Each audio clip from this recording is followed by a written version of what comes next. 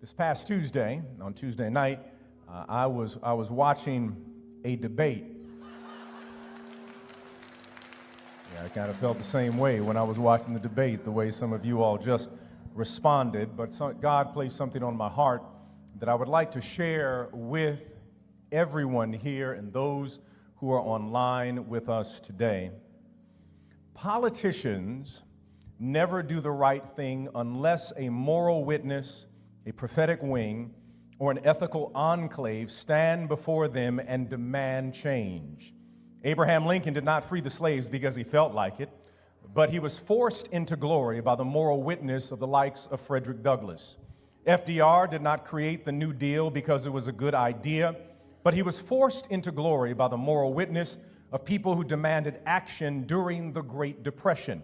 Lyndon Baines Johnson did not sign the Civil Rights Bill and the Civil Rights Act because it was a nice idea, but he was forced into glory by the work of Martin Luther King Jr., John Lewis, and Fannie Lou Hamer, and others.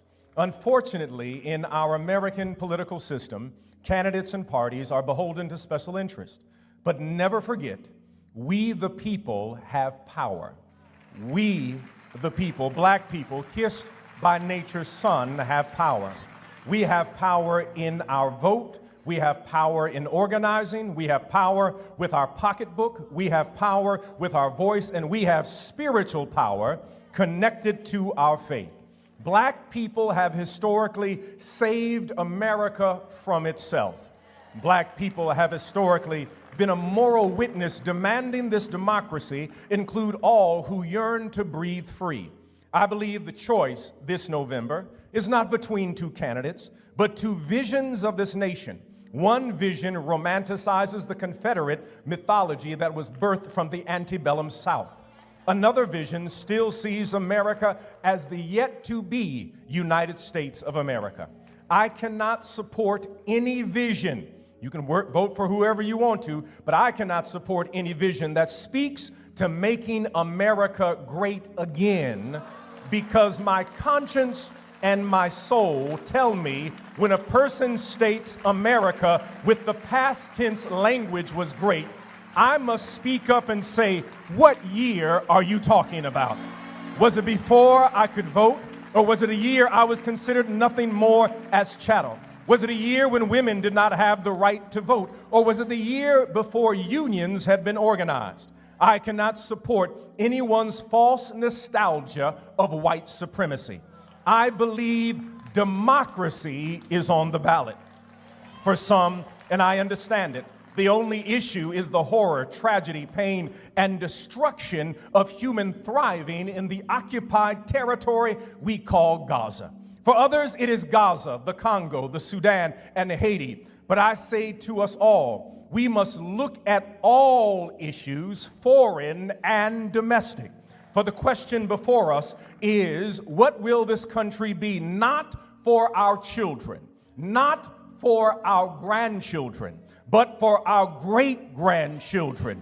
We must, as a church, and when I speak of the church, I said we must, as a church, the black church collectively, not churches that just have black people in them.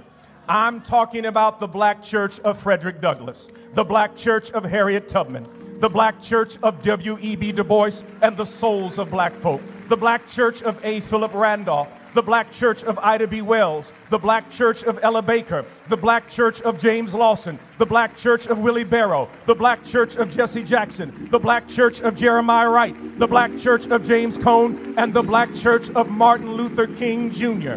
The question for us today, since democracy is on the ballot, is will we stand up for the 295,000 people who die as a result of poverty every year? The question for us today, since democracy is on the ballot, is will we speak for the 87 million people who are uninsured in this nation? The question for us today, since democracy is on the ballot, will we stand up for people such as members in this congregation who have to decide whether to pay their rent or purchase prescription drugs?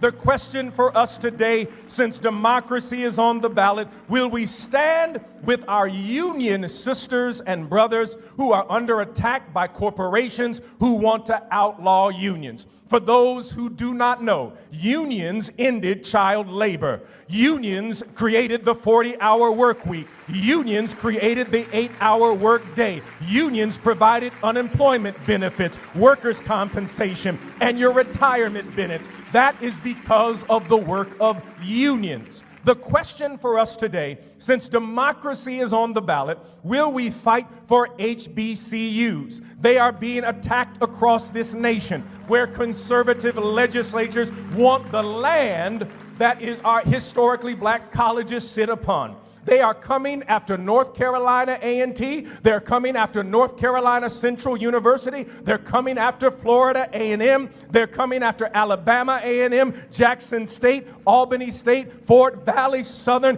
any state institution that is a historically black college. Since democracy is on the ballot, will women, let me say it again, will women, not men, will women, not men, but will women have the autonomy to make medical decisions about their body, and will people of faith be present to offer compassion, love, prayer, and support regardless of their decision?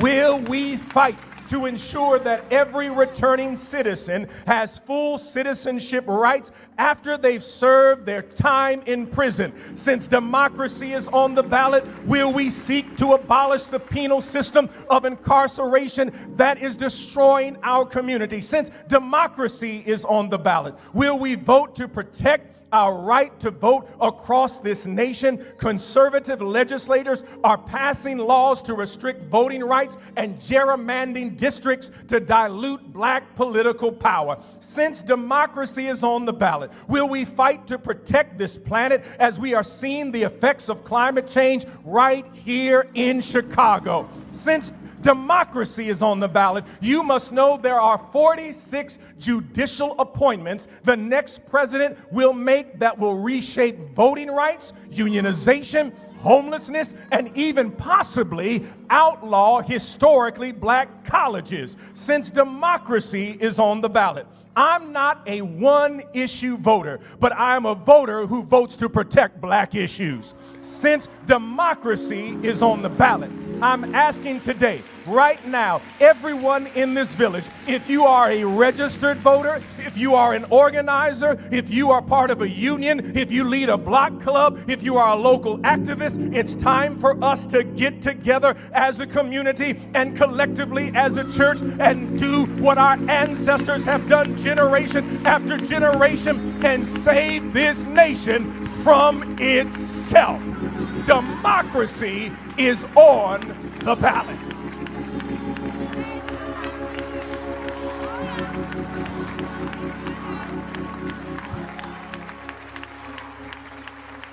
Now, I said what I said, and I ain't taking it back.